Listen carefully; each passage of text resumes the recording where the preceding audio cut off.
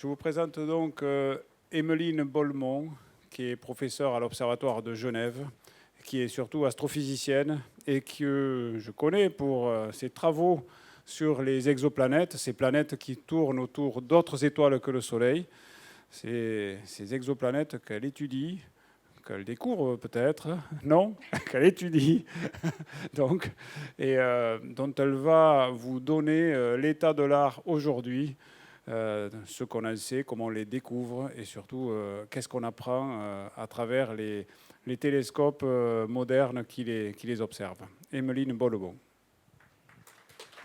Merci. Alors, je suis très heureuse d'être ici et de vous voir aussi nombreux malgré l'heure tardive. Et je tiens à remercier l'organisation de m'avoir donné cette opportunité. Je suis vraiment contente d'être là. Et donc, en effet, je vais vous parler un petit peu de ces exoplanètes. Alors, vous en avez entendu parler forcément beaucoup. Et la recherche des exoplanètes, finalement, ça répond à un questionnement qui est un peu fondamental pour l'humanité. C'est-à-dire que quand on voit comme ça cette multitude d'étoiles au-dessus de nous les soirs, on a quand même envie de penser qu'il y a quelque part dans cette immensité une autre forme de vie qui s'y trouve. Et donc, cette question, comme je le disais, elle a habité l'humanité probablement dès les débuts, mais c'est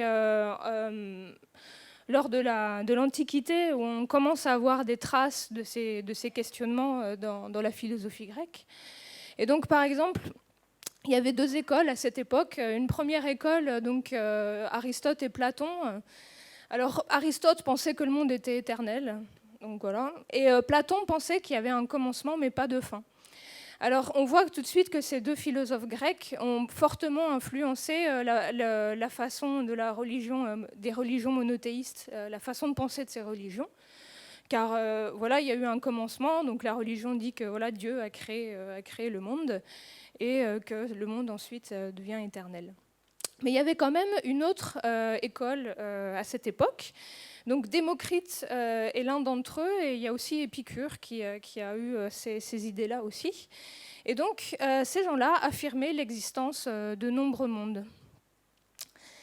Et donc avec l'avènement des religions monothéistes, cette idée de nombreux mondes est un petit peu tombée en désuétude. Et au Moyen-Âge, ça a commencé un petit peu à poindre à nouveau, avec en particulier Giordano Bruno, qui était un moine. Et donc, lui, il a eu l'idée vraiment ingénieuse de se dire, bah voilà, finalement, tous ces points lumineux qu'on voit dans le ciel, ce sont des étoiles, c'est exactement comme notre Soleil. Et de la même façon que la Terre tourne autour de notre Soleil, eh bien, autour de toutes ces étoiles, il doit y avoir des planètes. Et donc, il doit y avoir des mondes habités au-delà de notre Terre. Donc, vous pouvez tout de suite imaginer qu'il a eu des problèmes pour dire ça, parce que ça s'oppose totalement à cette idée que la Terre est unique, l'homme est au centre de l'univers, etc. Donc, ça a mal fini pour lui, hein, il a été brûlé. Pas que pour ça, pour d'autres choses aussi. Mais ce qui est très important, c'est que cette idée qui est apparue à ce moment-là, ben finalement, elle s'est vraiment répandue dans les croyances de l'humanité. Et voilà, au début du 19e siècle, on en entendait parler dans une conférence dans l'autre salle tout à l'heure, et ben en fait, tout le monde pensait que la vie était commune et se trouvait partout dans l'univers. Et ce qui est vraiment très excitant aujourd'hui, c'est qu'on arrive à une époque où ce ne sont plus des croyances, mais on commence à avoir des outils scientifiques pour essayer de répondre à cette question avec de la rigueur, pas juste des pensées comme ça. Et donc, ça nous amène à ce domaine des exoplanètes. Donc, une exoplanète, c'est rien qu'une planète en fait qui orbite une étoile autre que le Soleil. Et donc, on a à ce jour une batterie de diverses méthodes pour détecter ces planètes autour d'autres étoiles. Donc, en voici une liste, par exemple, ici. Alors, je ne vais parler que des 3 premières, parce que c'est celles qui ont abouti au plus de détection, tout simplement. Alors, commençons par la première, donc c'est la méthode de détection directe. Alors, la détection directe, elle est très facile à comprendre, parce qu'en fait, c'est juste prendre en photo votre système et vraiment récolter la lumière qui vient de la planète elle-même. Donc, c'est vraiment imager la planète elle-même. Alors là, vous pouvez imaginer que ça va être quand même difficile, parce que la planète, elle se trouve à côté de quelque chose qui émet vraiment énormément de lumière. Et vous voulez détecter la lumière qui vient de la planète à côté.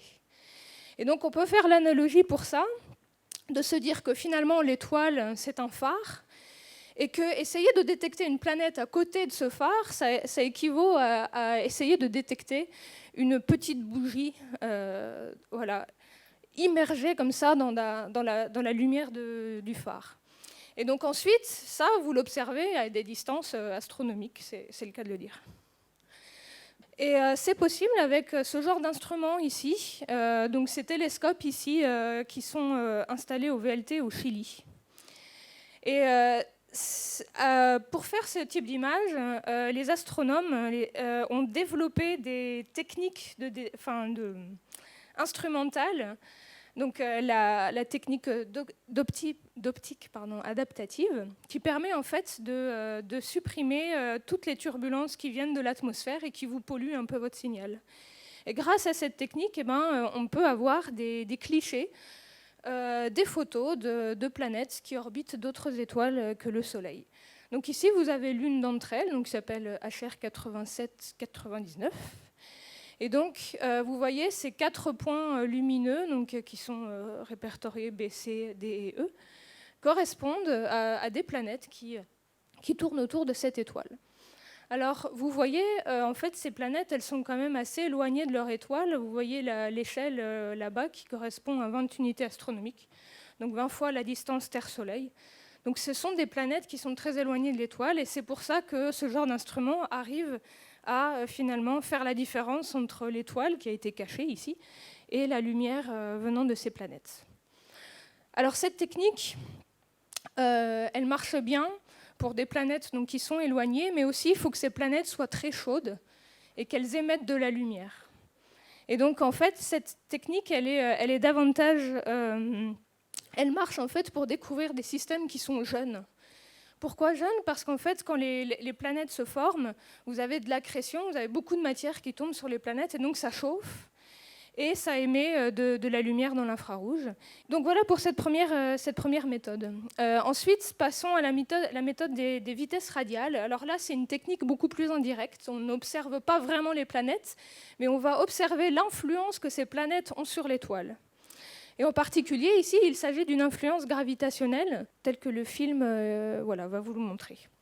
Donc en fait, la planète tourne autour de l'étoile, mais l'étoile attire la planète, mais la planète aussi attire un petit peu l'étoile.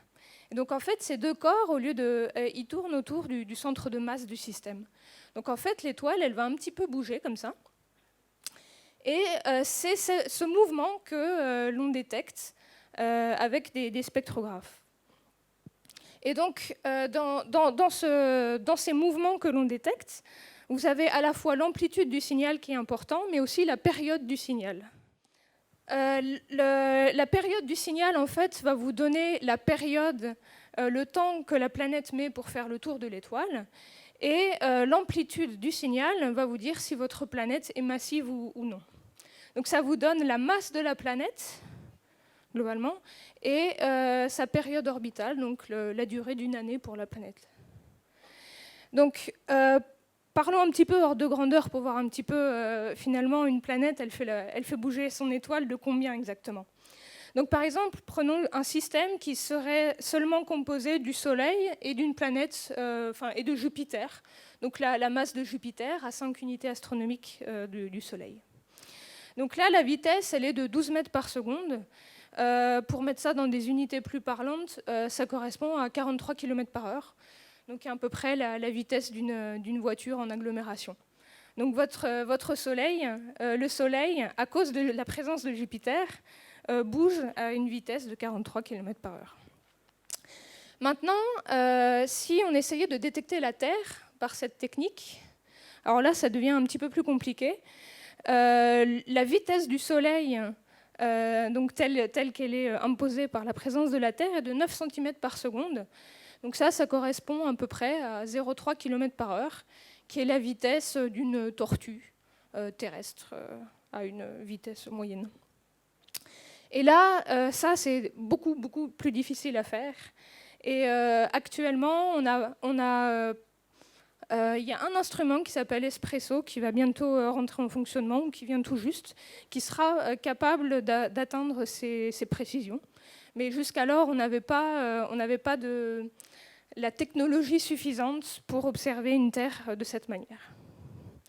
Alors, cette méthode des vitesses radiales, elle est importante, parce que c'est la méthode historique, en fait. C'est avec cette méthode que la première exoplanète a été détectée. Et donc, c'était en 1995. Cette découverte a été faite par une équipe suisse. Donc, Michel Mayor et Didier Queloz, que vous voyez ici. Alors, c'était il y a quelques années déjà. Hein, ils ont un petit peu vieilli. Donc, Michel Mayor ici et Didier Queloz. Et donc, cette découverte a été faite à l'Observatoire de Haute-Provence, en France. Mais bon, c'est des Suisses qui l'ont faite. Et donc voici le signal, le fameux signal de cette première exoplanète jamais détectée. Donc vous retrouvez cette belle sinusoïde que j'ai présentée dans le film un petit peu avant. Et alors là, cette découverte, elle était assez remarquable parce que ça correspondait à un cas que jamais la communauté n'aurait imaginé si on ne l'avait pas observé. Et en fait, c'est une planète de la taille de Jupiter à peu près, mais au lieu de se situer à 5 unités astronomiques de son Soleil, elle est 100 fois plus proche.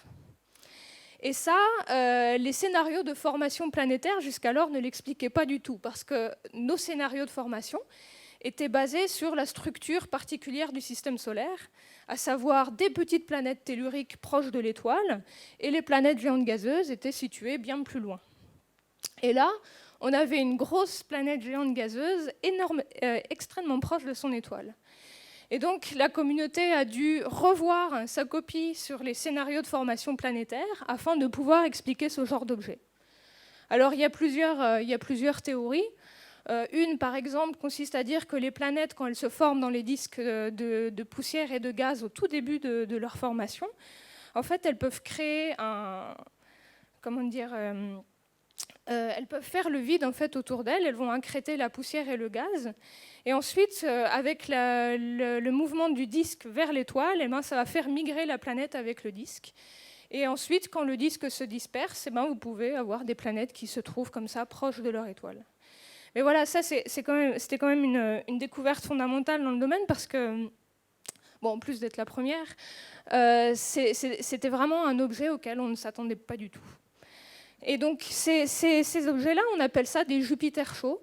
Et ça correspond à peu près à 1% des exoplanètes qu'on découvre aujourd'hui. Donc ensuite, dernière méthode, c'est la méthode du transit. Donc celle-là, elle est facile à comprendre. C'est aussi une méthode indirecte. Et en fait, le principe est le suivant. C'est vraiment tout simple. C'est que quand vous avez un corps qui passe devant une étoile, il bloque une partie du rayonnement. Et finalement, c'est cette baisse de luminosité que l'on observe. Alors bien sûr, là, c'est pas du tout une étoile avec une exoplanète. C'est le Soleil avec la Lune, mais le principe reste le même. Sauf qu'on ne peut pas voir ce genre de choses. La seule information qu'on a à notre disposition, c'est un point lumineux. C'est tout. Et donc, à partir de ce point lumineux, on peut dire pas mal de choses. Donc, la technique telle qu'on la met en œuvre, c'est de prendre un télescope et de le pointer à énormément d'étoiles. Et pour chacune de ces étoiles, on regarde la luminosité en fonction du temps. Et donc, quand vous avez une planète qui passe devant, vous avez cette baisse de luminosité qui se produit. Et cette baisse de luminosité revient de façon périodique quand la planète fait le tour de son étoile. Et donc, plus la planète est grosse, plus la baisse est importante. Et plus elle est petite, moins c'est important. Et donc là, avec cette méthode, donc vous pouvez avoir bien sûr la période orbitale, mais vous avez la taille de la planète. Ça va être important par la suite. Alors, j'aime bien quand même toujours mettre des données parce qu'on ne se rend pas bien compte sinon. Donc là, par exemple, c'est un candidat de COROT. Donc COROT, c'était un satellite européen qui a étudié les étoiles, mais qui avait aussi une partie pour essayer de détecter des exoplanètes en transit. Et donc voici le genre de signal que l'on peut avoir en vrai. Et donc vous voyez que la profondeur du signal est vraiment toute petite, hein, c'est 0,05%. Donc c'est vraiment minuscule, mais avec les techniques de traitement du signal actuelles, on arrive à voir ça. Et donc la profondeur du transit, oui, c'est juste à relier au rapport des deux rayons de la planète et de l'étoile. Ce qui est vraiment super aussi avec cette méthode de transit, c'est que vous pouvez non seulement faire de la détection de planètes, mais vous pouvez en faire aussi de la caractérisation. Et en particulier, vous pouvez faire de la caractérisation de son atmosphère. Parce que quand vous avez une planète comme ça qui passe devant le disque de son étoile, vous avez une partie de la lumière de l'étoile qui va passer à travers l'atmosphère de la planète. Et ça, en fait, si vous savez correctement traiter le signal, vous pouvez enlever finalement la contribution de l'étoile et ne récupérer que les informations qui viennent de cette petite partie de lumière qui a filtré à travers l'atmosphère.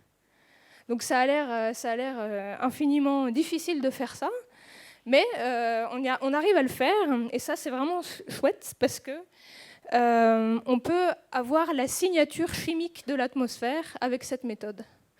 Donc par exemple, si vous aviez du CO2 dans votre atmosphère, vous pouvez avoir la signature chimique qui apparaît par cette méthode.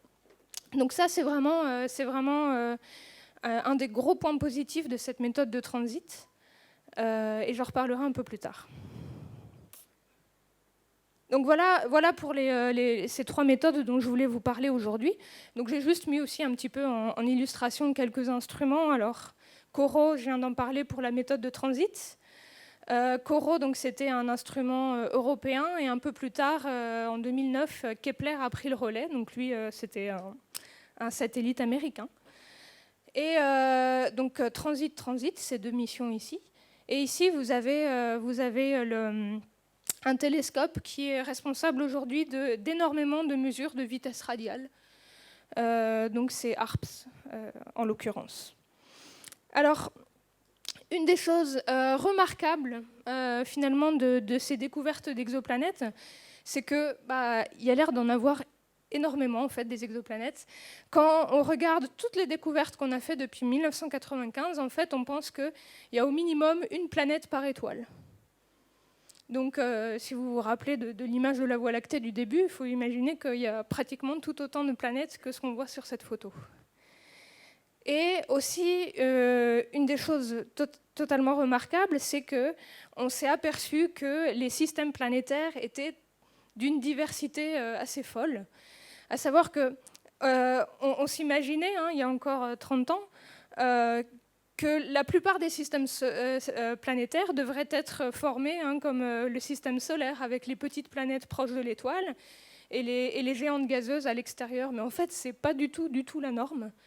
Il n'y a pas vraiment de norme, d'ailleurs. c'est vraiment d'une diversité assez impressionnante. Alors, juste pour illustrer la première idée de quantité de systèmes planétaires, donc j'ai mis, il y en a à peu près actuellement 3700 exoplanètes à peu près qui ont été confirmées. Et voici donc l'évolution du nombre de détections en fonction de l'année de découverte.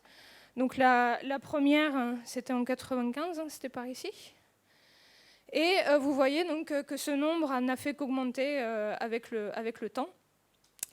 Et ce pic que vous voyez, 2014-2015 par là, c'est vraiment dû au télescope spatial Kepler. Alors Kepler, il a regardé un champ à peu près de 100 000 étoiles. Et dans ces 100 000 étoiles, il a dû en découvrir, alors je ne me souviens plus trop, mais bien 2000 à lui seul, c'est Kepler qui les a découverts. Et il faut s'imaginer, alors j'en ai pas trop parlé là, quand j'ai parlé de la méthode du transit, mais il n'y a aucune raison que les planètes elles soient alignées pour qu'on les voit passer devant le disque de leur étoile. Donc il faut s'imaginer en fait que dans les 100 000 étoiles que Kepler a observées, il y a potentiellement beaucoup plus de planètes, mais qui n'avaient pas la bonne géométrie, et donc qui ne passaient pas devant leur disque et qui n'étaient pas détectables. Donc c'était vraiment une mission très très fructueuse. Enfin, c'est toujours parce qu'au final, ah oui, il y a une mauvaise nouvelle, c'est que en fait Kepler ne fonctionne plus. C'est vraiment tout récent, hein, c'est il y a 2 jours. En fait, le télescope est arrivé à court de carburant, tout simplement. Et donc, bah voilà, c'est fini. Mais la bonne nouvelle, c'est qu'il a pris tellement de données pendant toutes ces années d'observation qu'il y a encore énormément de choses, il y a encore énormément de données que les astrophysiciens n'ont pas encore regardées. Donc, on va continuer à avoir des découvertes de planètes dans les données Kepler, même si la mission en elle-même s'est arrêtée. Et après, on a quand même une autre mission qui a pris le relais après Kepler, donc qui a décollé en début d'année. C'est TESS, donc qui est aussi un télescope américain. Et en début d'année prochaine, normalement, si tout se passe bien, on aura aussi un Européen qui s'appelle Khéops. Alors lui, il ne va pas découvrir, mais il va aider à caractériser les systèmes. Donc, même si Kepler, qui a été vraiment une contribution majeure dans le domaine, c'est fini, on a quand même encore beaucoup de choses à espérer.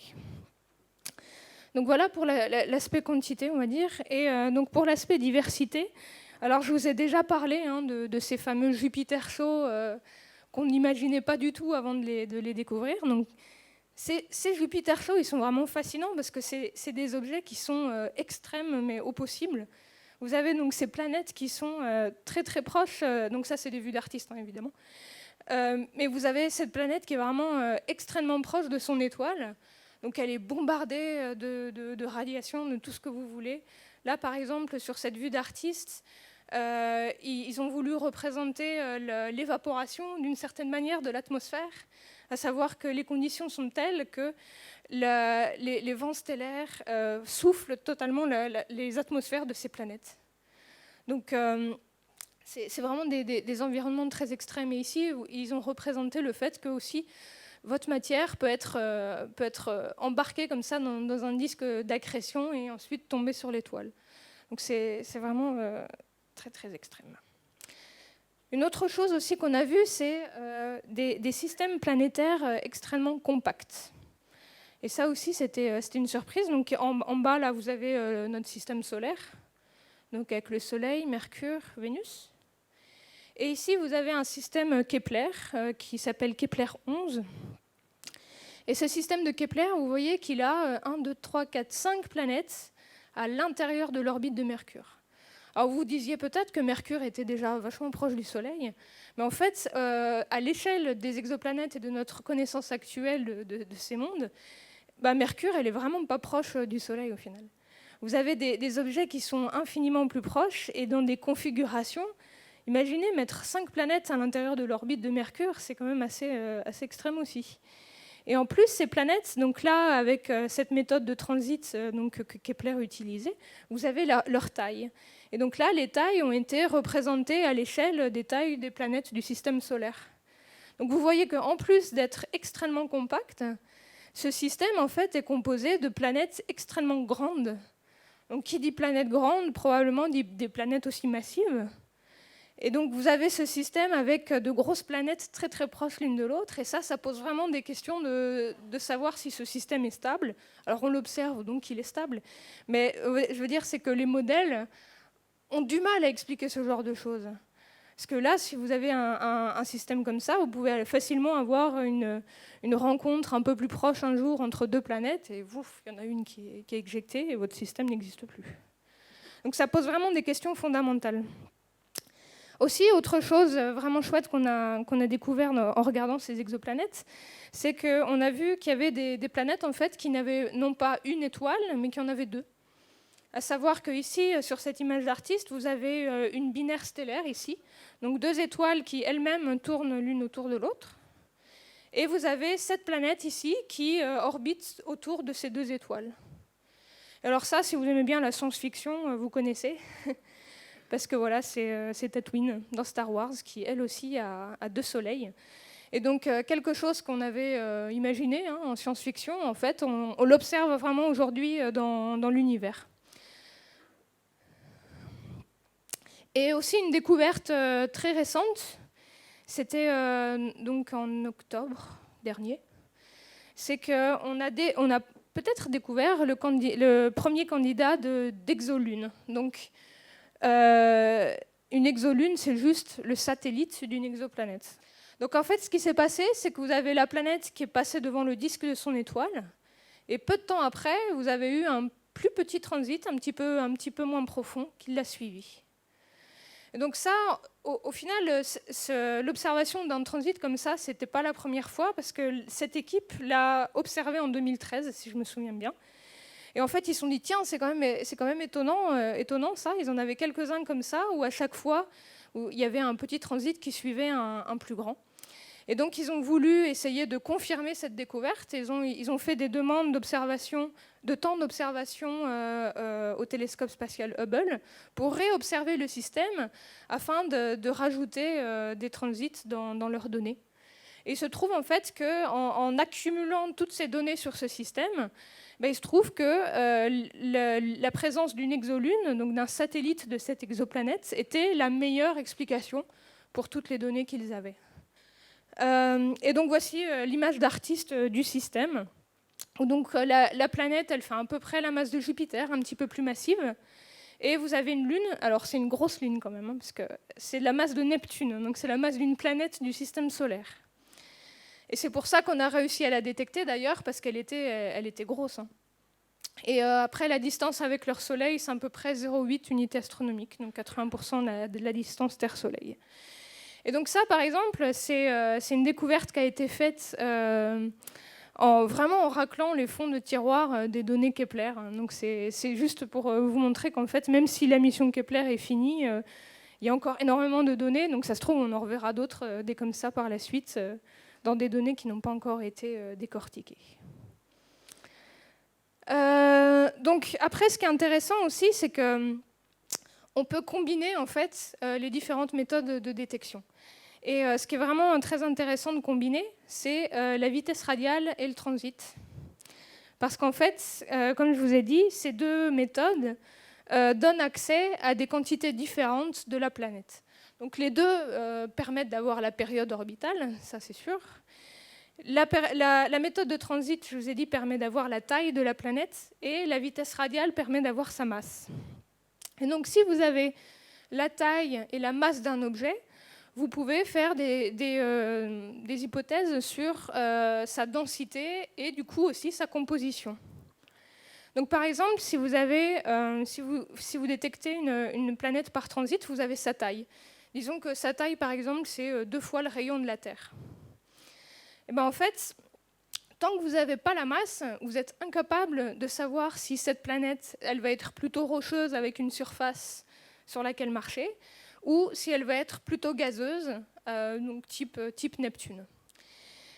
Et donc, en combinant ces deux techniques d'observation, on a pu mesurer ainsi la densité de quelques exoplanètes. Et en fait, on s'est rendu compte qu'il y avait d'autres classes de planètes que les planètes qui se trouvent dans notre système solaire. Et en l'occurrence, on a vu que ces corps qui font 2 fois le rayon de la Terre en taille, eh bien, il y en avait qui étaient très massifs, donc très denses, et donc qui étaient faits de matière rocheuse comme la Terre. Et donc ça, de manière très poétique, on appelait ça des super-terres. Donc c'est juste des terres, mais en plus gros. Et aussi, dans cette gamme de rayons, donc 2 fois le rayon de la Terre, on a aussi découvert des planètes qui étaient très peu massives, donc faites d'éléments légers, et on a appelé ça des mini-Neptunes, parce que ce n'est pas vraiment la taille de Neptune, c'est une taille intermédiaire, mais qui sont gazeuses plutôt, comme Neptune. Et donc ça, c'est vraiment très intéressant, parce que dans notre système solaire, on n'a pas de corps comme ça. On passe directement des petites telluriques aux grandes gazeuses. Mais on n'a pas de super-Terre et on n'a pas de mini-Neptune. Donc ça aussi, c'est des découvertes qui ont été faites grâce aux exoplanètes, et ça nous permet de mettre un petit peu notre propre système solaire en perspective. Parce que finalement, voilà, on n'a même pas tous les styles de planètes imaginables. Alors, une autre question qu'on peut se poser aussi, c'est où sont finalement toutes ces planètes que l'on a observées? Donc ça, je vais vous l'illustrer en prenant comme exemple... donc c'est une application très bien qui a été faite par Hanno Rein, donc qui est un astrophysicien. Et donc cette application en fait permet de localiser finalement les étoiles autour desquelles il y a des planètes dans notre Voie lactée. Bien entendu, toutes les planètes que l'on a détectées sont dans notre Voie lactée. C'est déjà dur dans la Voie lactée, alors ailleurs ce serait vraiment impossible. Donc voici une autre vue. Donc par exemple, donc on est au milieu, nous. Et donc tous ces points rouges et ces points verts sont des étoiles autour desquelles on a détecté des planètes. Donc vous voyez que la plupart d'entre elles se situent proches de nous. Et vous avez alors à la fois ici un cône rempli d'étoiles où on a trouvé des planètes, et aussi vous en avez certaines qui vont vers le centre galactique. Alors le cône ici, c'est en fait la direction dans laquelle regardait le télescope spatial Kepler. Parce qu'en fait, Kepler, il était pointé dans une direction et regardait toujours dans cette direction. Les 100 000 étoiles du catalogue de cibles Kepler se trouvent toutes dans ce cône ici. Et ensuite, celles-là qui vont vers le centre galactique, elles ont été détectées avec une méthode dont je n'ai pas parlé. C'est la méthode de micro-lentille gravitationnelle. Et j'en ai pas parlé parce qu'en fait, c'est une méthode qui en fait, c'est des événements uniques. Il n'y a pas une reproducibilité des découvertes faites avec cette méthode. Parce qu'en fait, c'est juste si vous avez votre système qui passe devant une étoile très lointaine, et vous avez en fait ce système, ce mécanisme de relativité générale qui vous dit là que les rayons en fait suivent les... j'ai du mal à trouver mes mots, désolé. Enfin bon, voilà, les rayons sont courbés. Et donc en fait, quand vous avez un système planétaire qui passe devant une étoile lointaine comme ça, vous avez un signal lumineux très particulier qui se produit. Et donc vous avez des alertes qui vous disent quand ça se produit. Et de temps en temps, vous avez le pic de l'étoile et vous avez un petit pic de la planète qui se trouve là. Mais en fait, comme ça vient d'une géométrie vraiment très particulière, d'un système que vous ne voyez pas qui passe devant une étoile lointaine, eh ben, c'est pratiquement impossible de réobserver le même système un jour. Donc c'est pour ça que je ne parle pas vraiment de ces planètes-là. Mais voilà, c'est quand même une technique d'observation, et vous voyez qu'en fait, on peut découvrir des planètes jusque pratiquement vers le centre galactique. Donc c'est vraiment dommage que ce n'est pas reproductible, mais bon, reproductible, pardon. Voilà, c'est juste un petit zoom ici. Donc voilà, l'idée ici que je voulais vous montrer, c'était qu'on a exploré finalement avec ces méthodes de détection qu'une partie infime finalement de notre Voie lactée. On est resté dans notre voisinage. Donc ici pour les couleurs, maintenant je peux vous dire, c'est les rouges par exemple ici, c'est par transit, et les vertes c'est par vitesse radiale. Donc vous ne le voyez pas forcément peut-être sur cette image-là, mais en fait les détections en verte se situent statistiquement plus proches de nous que les détections en rouge. Et ça, c'était en fait un des buts de la mission spatiale TESS dont je vous ai parlé, donc qui est un peu comme le successeur de Kepler, et de trouver des planètes plus proches de nous que dans ce faisceau, dans ce cône qu'explorait Kepler. Et donc ça, c'est intéressant parce qu'en fait, un des buts cachés de cette mission, c'est d'avoir des planètes autour d'étoiles pour lesquelles on pourra aussi avoir des mesures de vitesse radiale afin d'avoir la masse et la taille des planètes et de pouvoir avoir une idée de leur composition et de leur densité. Alors, avant de passer à tout ce qui est habitabilité et tout, je vais juste faire... ouais, c'est pas vraiment de la pub, mais juste comme vous êtes une communauté d'astronomes amateurs, je vais juste vous lister quelques-unes des efforts qui ont été faits pour essayer d'impliquer les amateurs dans cette recherche d'exoplanètes. Voilà. Donc, le premier dont j'aimerais parler, ça s'appelle donc Planet Hunters. Et donc, le but de ce site web, donc n'importe qui peut y aller, il n'y a aucun problème, c'est que le but, c'est de trouver des transits dans les données Kepler. Alors, bien entendu, les scientifiques, eux, ils utilisent des algorithmes pour trouver des transits dans les données Kepler. Mais en fait, les ordinateurs ne sont pas 100% fiables.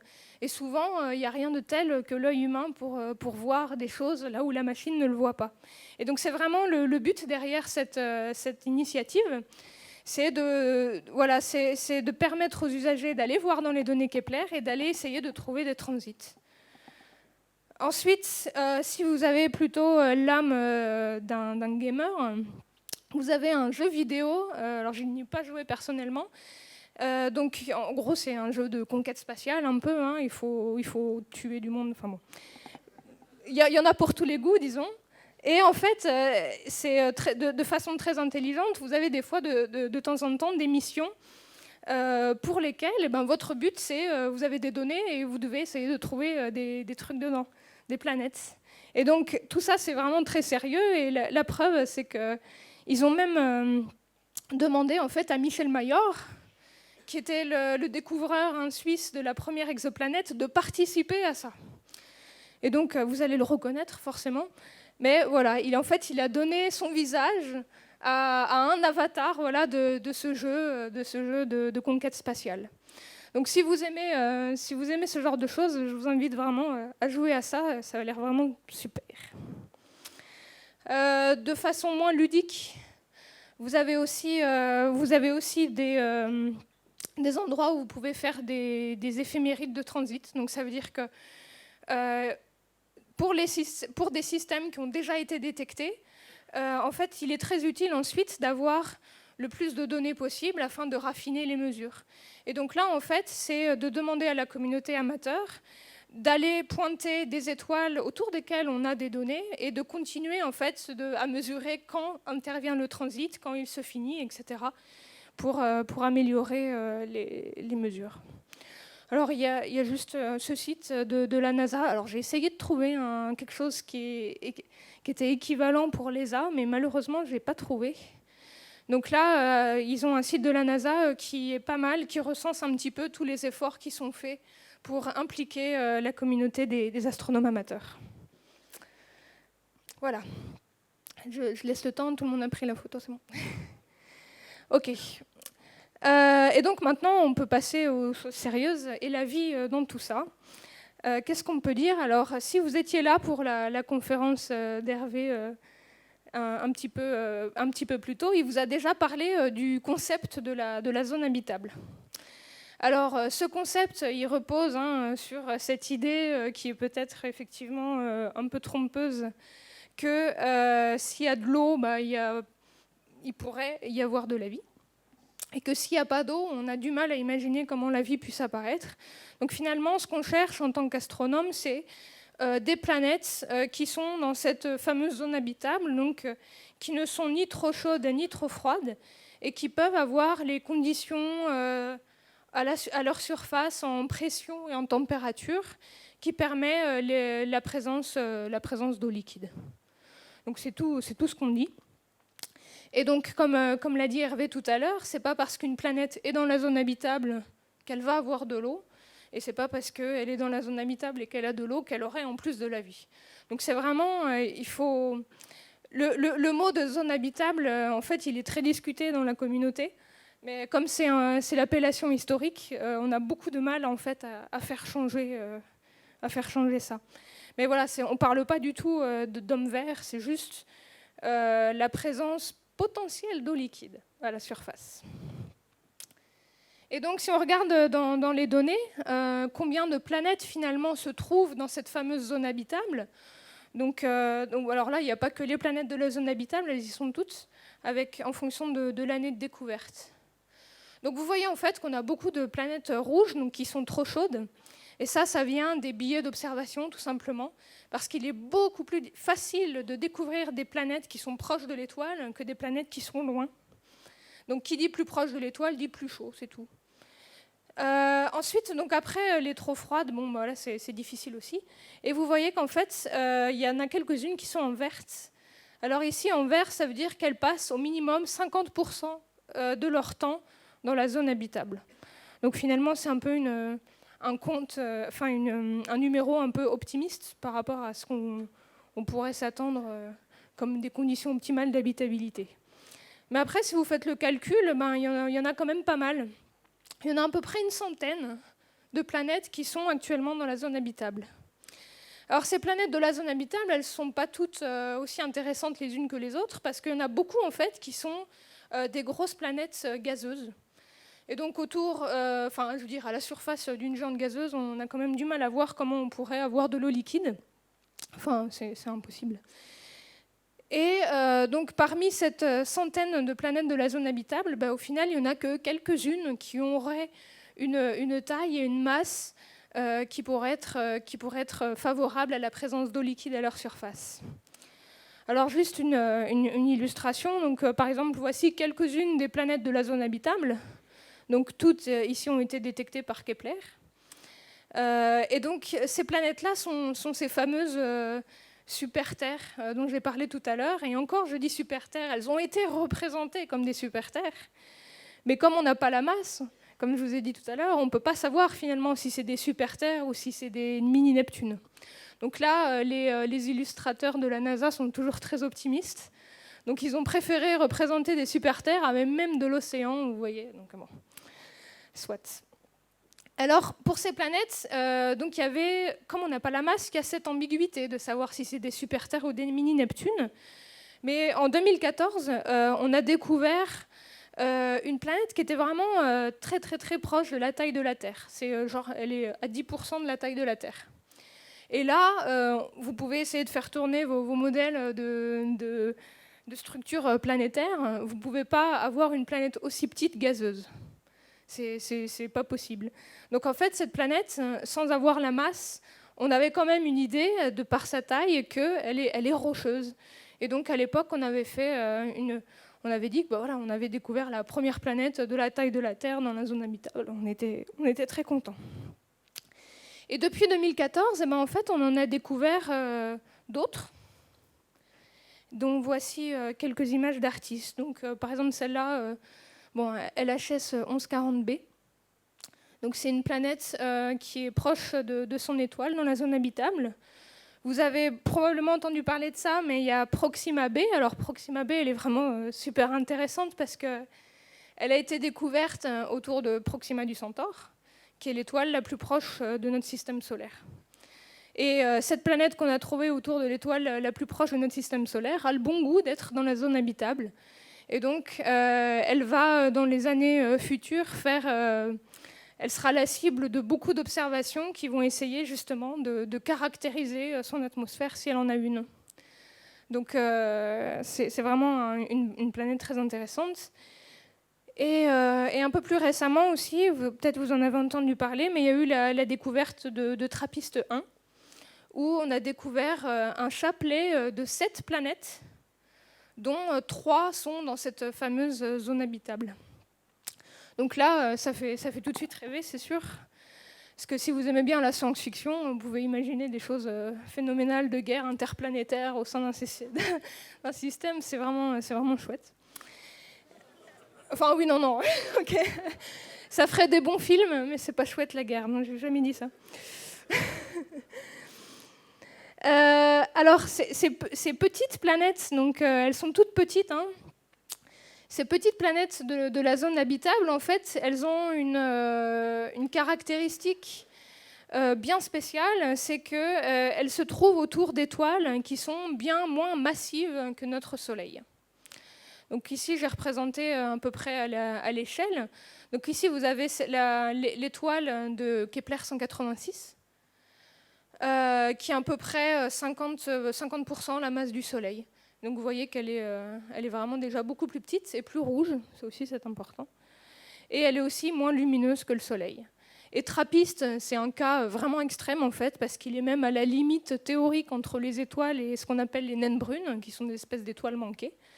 Et TRAPPIST 1, vous voyez la taille par rapport au Soleil, et elle est aussi très très rouge et très très peu lumineuse. Et c'est pour ça en fait que les planètes de la zone habitable sont découvertes autour de ces petites étoiles, parce que ces petites étoiles étant moins lumineuses, la zone habitable se trouve plus proche de l'étoile. Donc, si vous avez un système planétaire, donc il sera beaucoup plus facile de détecter ces objets-là qu'une Terre autour d'un Soleil. Donc c'est normal en fait qu'on découvre les planètes de la zone habitable autour de ces petites étoiles.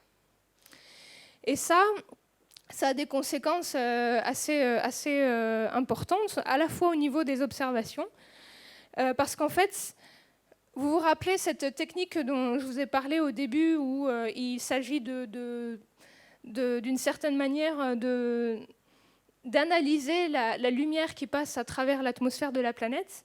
Eh bien, en fait, les planètes de la zone habitable de ces petites étoiles sont les seules planètes de la zone habitable pour lesquelles on peut faire ça.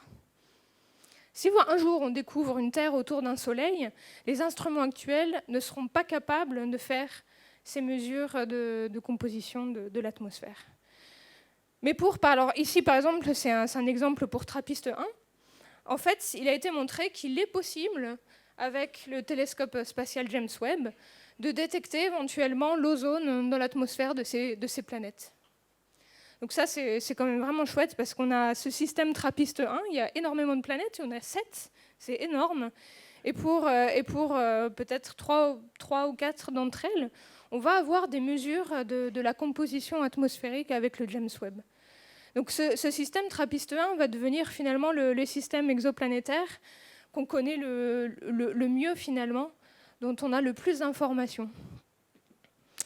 Et donc, bon voilà, le James Webb, alors je ne sais pas si vous suivez un petit peu les actualités, mais je ne me souviens plus l'année à laquelle il était censé décoller, quand ils ont parlé de la mission au tout début. Mais en fait, il est retardé toujours, ce satellite. Moi, quand j'ai commencé ma thèse, je pense qu'il devait partir en 2016 ou quelque chose comme ça. Enfin bon. Et donc, ça a été retardé il n'y a pas si longtemps que ça. Et donc, maintenant, il devrait être lancé en mars 2021. Mais on peut comprendre pourquoi c'est très difficile de faire ça, parce que c'est un instrument qui est d'une complexité incroyable. Vous voyez la taille de ce satellite à côté des gens qui sont là. Il est vraiment énorme. Et donc, en fait, c'est un challenge technologique de faire décoller un truc comme ça. Et donc, pour le faire, en fait, ils plient le satellite sur lui-même, ils le mettent dans la fusée.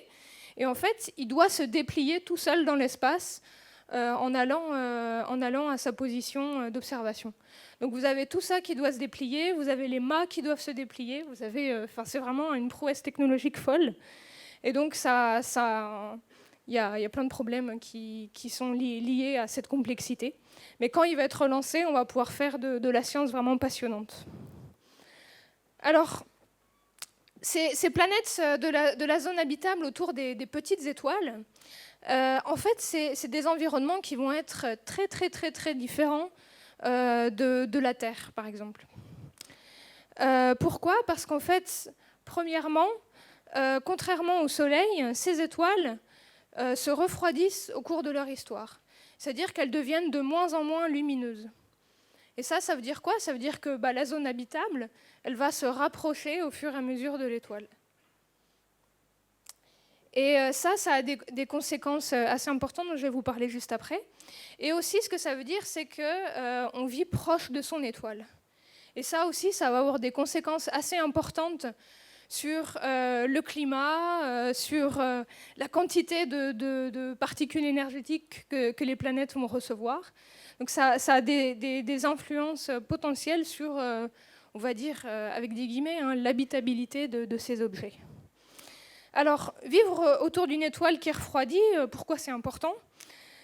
Donc, initialement, vous avez donc une étoile qui est plus lumineuse. Donc, la zone habitable se situe plus loin que la planète qu'on est en train de regarder ici. Donc, cette planète est trop chaude pour avoir de l'eau liquide à sa surface, par définition, parce qu'elle est à l'intérieur de cette orbite qui correspond à la zone habitable. Donc ça veut dire que toute son eau est sous forme liquide dans l'atmosphère. sous forme gazeuse, pardon. Sous forme gazeuse, et donc elle est soumise au rayonnement énergétique de l'étoile. Et ça peut en fait faire que l'eau s'échappe de l'atmosphère. Et donc, si vous n'avez pas de chance, vous pouvez perdre toute votre eau avant que la planète n'arrive dans la zone habitable. Et si vous avez de la chance, vous pouvez garder une certaine partie de cette eau qui vous aura été donnée lors de la formation elle-même de la planète. Donc, qu'est-ce qui se passe exactement ? Donc, quand la planète est trop chaude, donc vous avez toute cette eau qui est sous forme gazeuse dans l'atmosphère, à cause des rayonnements énergétiques de l'étoile, vous allez casser en fait vos molécules d'eau. Et ensuite, d'autres rayonnements énergétiques vont avoir pour effet de faire s'échapper ces atomes d'hydrogène et d'oxygène.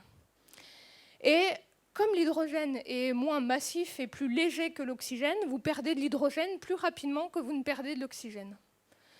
Et donc, au final, l'état final, c'est que vous avez plus d'hydrogène qu'au début. Et ensuite, une fois que vous arrivez dans la zone habitable, vous avez des températures correctes, l'eau peut éventuellement se reformer et ensuite former des étendues d'eau liquide éventuellement. Et donc, ce qui est important ici, c'est que donc vous avez moins d'eau qu'au début, forcément, parce que vous avez perdu des atomes d'hydrogène et d'oxygène. Et aussi, de façon très importante, vous formez des excès de dioxygène. Et ça, c'est important parce que si vous vous souvenez un petit peu la présentation d'Hervé avant, en fait, le dioxygène et son produit, l'ozone, sont souvent donnés comme biosignature d'une vie potentielle, parce que sur Terre, effectivement, on maintient ces réservoirs-là grâce au processus de la vie. Et donc, je viens vous montrer un processus qui est vraiment inhérent à la nature de l'étoile autour de laquelle les planètes se trouvent, que vous avez un phénomène donc, qui est vraiment purement abiotique, qui ne dépend pas du tout de la vie, qui a exactement la même signature que ce qu'on pense être dû à la vie. Et donc ça pose un problème assez fondamental pour la recherche de vie dans l'univers, c'est que ce soit la vie, des volcans ou cette évaporation un peu des atmosphères, vous pouvez avoir diverses origines pour une même signature chimique. Et donc, je rejoins un petit peu Hervé dans ce qu'il a dit tout à l'heure, à savoir que un jour, on aura des informations intéressantes sur des planètes de la zone habitable, mais le jour où on pourra dire avec un degré de certitude élevé qu'il y a la vie, a priori, ça ne va pas être pour tout de suite. Et donc ensuite, pourquoi vivre proche de son étoile, ça peut être aussi, ça peut amener à des choses très différentes de la Terre. C'est que si vous êtes proche de votre étoile, vous allez avoir des effets de marée qui vont être assez importants. Donc les effets de marée, c'est comme entre la Terre et la Lune. Et en particulier, vous savez que la Lune ne montre toujours que le même côté à la Terre. Et ça, c'est à cause des effets de marée. Les effets de marée de la Terre sur la Lune ont fait que la rotation de la Lune s'est réglée sur la période orbitale de la Lune autour de la Terre. Eh bien, en fait, on pense qu'il se passe exactement la même chose pour ces planètes de la zone habitable autour de ces toutes petites étoiles, à savoir qu'elles montrent toujours le même côté à leur étoile. Et ça, pour le climat, c'est quand même assez fou, parce que ça veut dire que vous avez un côté jour permanent et un côté nuit permanent. Et donc là, par exemple, c'est des simulations climatiques qui ont été faites par Martin Turbet au LMD à Paris, où en fait, il a pris une planète, il l'a mis autour d'une étoile comme Proxima, ici en l'occurrence, et il a regardé quel climat potentiel pouvait se développer sur une telle planète, donc qui montre toujours le même côté à son étoile. Et donc par exemple là, ce qu'il a montré, c'était que le côté jour était très chaud, et le côté nuit était très froid, donc un bleu c'est froid et rouge c'est chaud. Et après, ce qui est intéressant, c'est que vous voyez ces petits pointillés noirs là, qui font le tour de la région chaude, en fait, ces pointillés noirs montrent la différence, en fait, la limite entre l'océan ici, dans la région rouge, et une couche de glace épaisse dans la région froide. Donc en fait, vous pouvez quand même, malgré cette configuration très particulière, avoir de l'eau liquide à la surface. Donc après, bon, bien sûr, il y a eu des illustrations, des belles images d'artistes.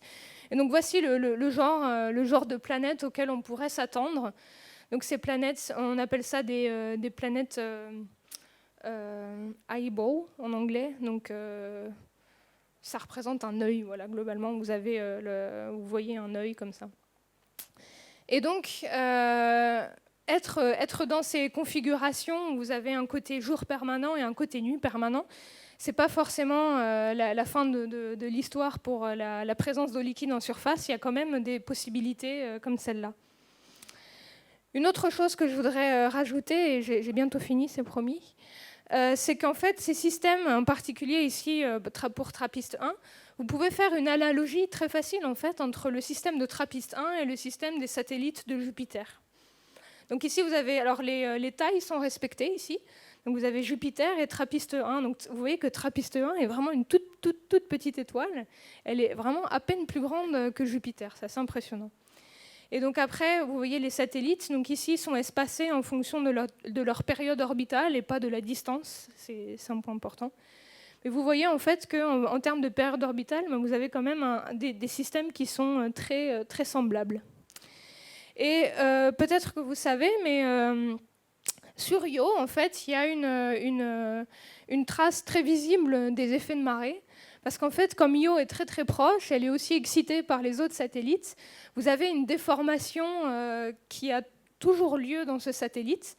Et cette déformation entraîne de la chaleur. Et cette chaleur, eh bien, finalement, elle trouve à sortir de la planète par ces volcans.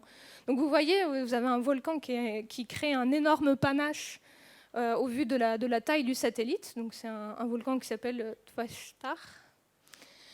Et en fait, pour ces planètes, les planètes de TRAPPIST 1, qui sont aussi donc, dans une configuration où il y a plusieurs planètes autour d'une étoile, vous pouvez vous attendre exactement au même genre de choses. Et donc par exemple, pour TRAPPIST 1b, la planète la plus proche de l'étoile, vous pouvez imaginer qu'elle va être énormément chauffée de l'intérieur, exactement par les mêmes processus qui sont à l'œuvre dans Io. Et donc cette planète, en fait, on s'attend à ce qu'elle soit potentiellement très volcanique, par exemple. Et donc là, j'ai mis une illustration qui vient de Star Wars aussi, la planète Mustafar, là où l'affrontement final a lieu. C'est une planète volcanique, et donc TRAPPIST 1b, potentiellement une planète aussi comme ça, avec énormément d'activité surfacique. Alors pour conclure, à quand finalement cette fameuse découverte de la vie ailleurs ?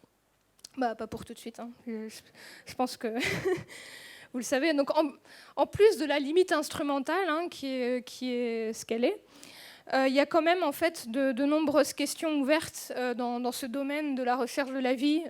Et la question la plus fondamentale, en fait, c'est quand on se demande même qu'est-ce que la vie, en fait, qu'est-ce qu'on cherche ? C'est quoi la vie pour vous ? Enfin, je veux dire, est-ce que c'est de l'herbe ? Est-ce que c'est des microbes ? Est-ce que c'est juste des choses qui vont s'auto-répliquer assez vite ? Enfin, c'est des questions en fait qui sont encore ouvertes actuellement. Il y a aussi la question de comment finalement reconnaître la vie, parce que ça se trouve sur Mars, on en parlait tout à l'heure. Est-ce que seulement on serait capable, nous, hommes, de reconnaître une vie extraterrestre ? Ça aussi, c'est vraiment pas évident. Ensuite, c'est un petit peu lié, mais quelles sont les signatures de la vie ? Et en particulier les signatures, tout ce que je vous ai raconté sur les biosignatures pour les exoplanètes. On parle souvent de l'ozone, mais comme je vous ai dit, en fait, l'ozone ne sera pas suffisant pour nous dire qu'il y a de la vie sur une exoplanète. Il va potentiellement falloir beaucoup plus de mesures de je ne sais pas quoi. Aussi, Hervé en a un petit peu parlé, est-ce qu'au moins la vie peut apparaître partout ? C'est vraiment pas évident. Et aussi, dans quelles conditions est apparue la vie ? Et est-ce que c'est les mêmes conditions potentiellement partout ou pas ? Tout ça, c'est vraiment des questions qui sont totalement ouvertes. Et donc, je vais vous laisser réfléchir à tout ça. parce que je n'ai pas les réponses, voilà. Mais c'est juste qu'il faut vraiment remettre ça en perspective au final, et voilà. Je vous remercie pour votre attention.